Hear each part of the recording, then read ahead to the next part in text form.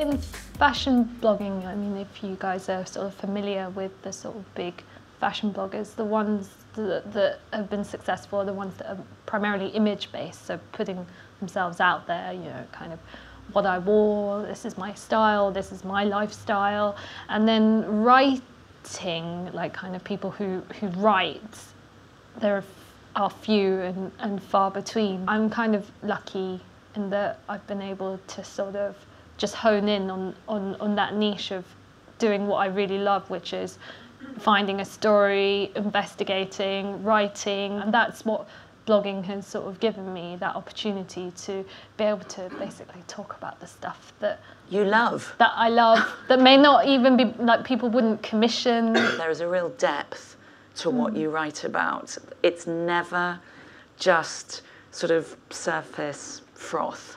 I talk to Susie all the time at fashion shows and out and about, but one of the things that we often share is a love of print. I mean, I think this tug and pull relationship between print and digital has raged kind of ever since I started my blog, actually, and you know, it was one of the first things that journalists would ask me about is, how do you feel about you know, you bloggers taking the place of print journalism, and as it transpires, that obviously hasn't happened, and you know, how it's happened is that fashion blogging is now kind of coexisting with, you know, fashion print publications, and publications such as Harper's are only, you know, growing in strength. It's just another way of consuming information, consuming content. Some bloggers have fallen by the wayside. So there was a period a few years ago at fashion shows where there were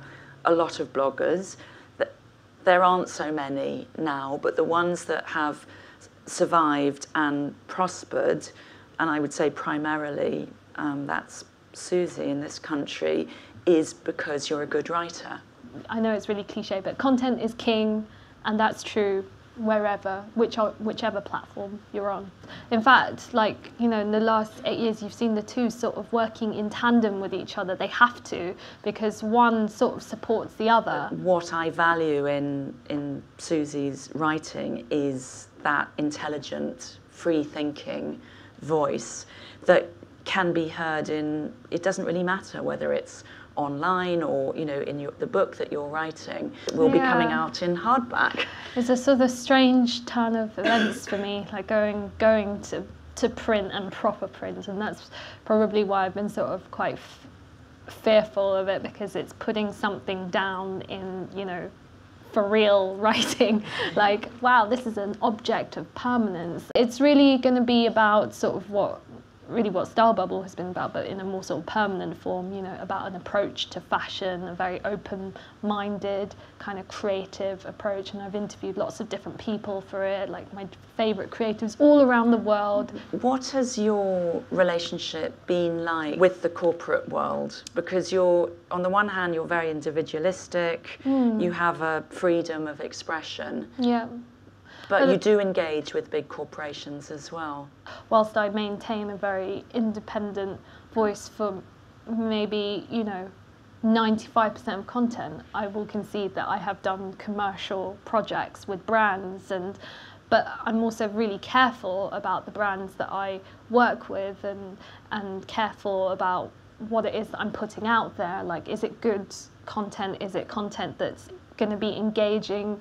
And that's sort of the key with, like, kind of doing commercial projects. It becomes very kind of complicated if you start saying, oh, the client can have final say on, and I will argue kind of every point, like, I think this will work better because I know the readers like this, that and the other. Because this is my platform. And I'm thinking about kind of benefits for the client at the end of the day as well, like how it reflects on them. When things are so transparent in this day and age, like, people can sort of call you up on a number of things, and I think, you know, you become, especially when you're kind of online all the time and you're getting all this feedback, negative and positive, you kind of have to take that into consideration.